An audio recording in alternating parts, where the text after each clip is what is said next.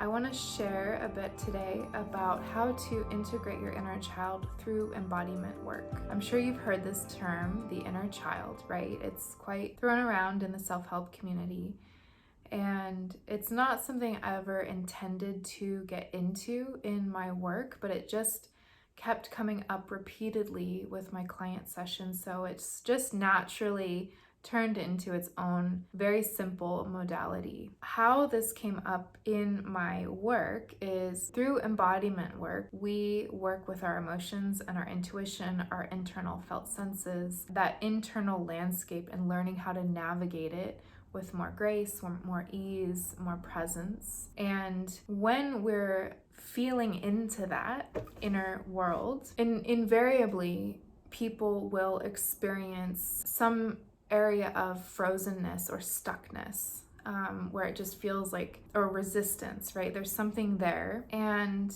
typically when this comes up, and not always, but a lot of the time, I would say 80% of the time in my experience, these are attached to some younger version of you that didn't get to fully complete that experience at the time, or that emotion at the time.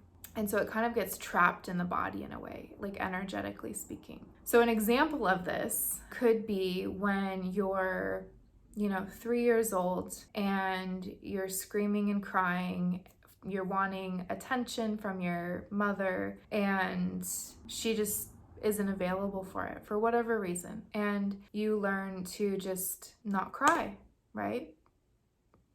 And this is kind of a more extreme example, but maybe, so this person grows up figuring there's no point in crying, right? There's no point in feeling that longing for connection to someone important. And so they will grow up, and again, this is hypothetical, but I think some people could probably relate to this, that person would grow up potentially not even trying to make close connections with people. And it gets ingrained in their personality and how they show up in life. But then they obviously we all want connection, right? So they try, and then they hit triggers, they hit roadblocks, they hit resistance, they get avoidant, so many different ways that can manifest. But that all links back to that moment, or so it could be several moments, right, at that age where they just learned, their body learned there's no point to expressing what they need or expressing their desire, because it's not going to get heard. So then it gets kind of trapped and stuck as a 3-year-old self. So that's kind of how this inner child work has come up through my work. What we would do is be with that 3-year-old upset child inside. And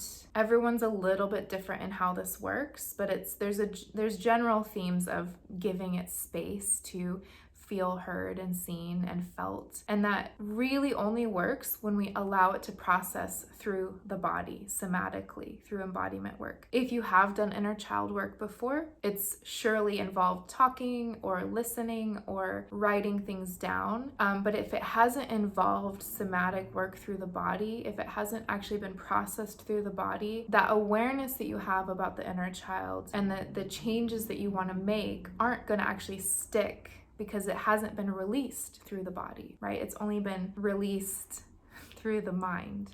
So with this kind of modality, it's very, very simple. Some of the results you can expect are obviously not getting triggered as quickly or as easily through situations that maybe triggered you really intensely before. You can be less reactive. There gives some space in between you being in a triggered situation that maybe was previously triggering, and noticing your reaction first, and then actually being able to come at it from a new perspective, because these part, like that 3-year-old part, when we give it this space through somatic embodiment work, it starts to grow up. And so then maybe a 10-year-old version of you in that gets triggered would have a little more capacity to show up than the 3-year-old version, right?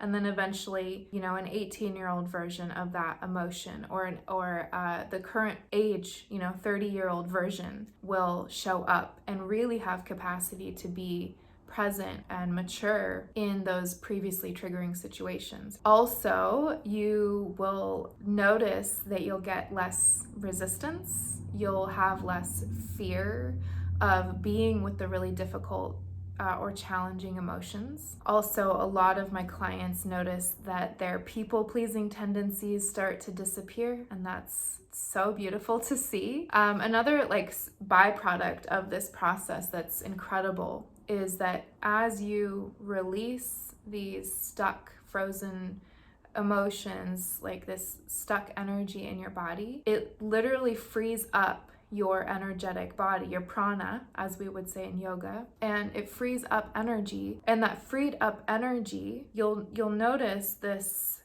natural sense of creativity, wanting to start expressing more or expressing again. Maybe it hasn't been expressed since you were 3 years old or a young child, or just constantly feels stifled or not, like it's not quite able to express. And that's because as those stuck emotions get released and get unstuck, you have more vitality and you have more natural access to your natural innate creativity.